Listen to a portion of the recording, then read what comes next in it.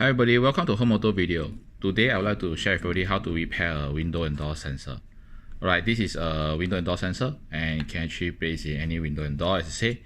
So this is a mounting bracket and we actually have a 3N tape and you can stick to it and stick it anywhere. Do not use the 3N tape to stick directly to the back. And also we have a smaller one that actually fits to the other end of it. Okay, so it actually runs on the battery, which is the CR450. So let's open it up.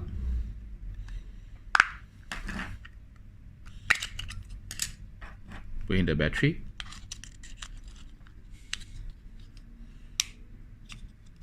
Alright, just to be sure, I think this is the better way. Yep.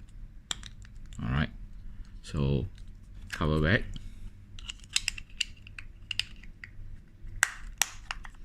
Alright, so how do we get to a pairing mode after you put in the battery? So there's this hole at the bottom. So press and hold. And you see there's a red color LED.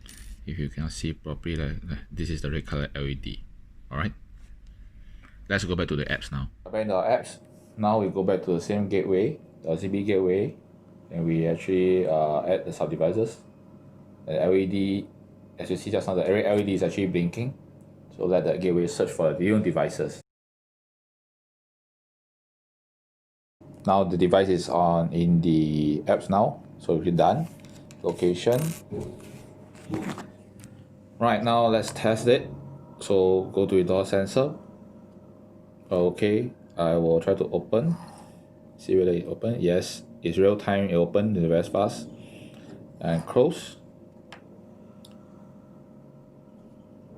I open again. So I set the alarm. What is the alarm you want to set? You want to set open, close, or low battery? Right. So close, open. Alright, let's see whether we have an alarm in our message center. And so you see the alarm being shown here. At this timing, the door is open. Okay, alright, thanks.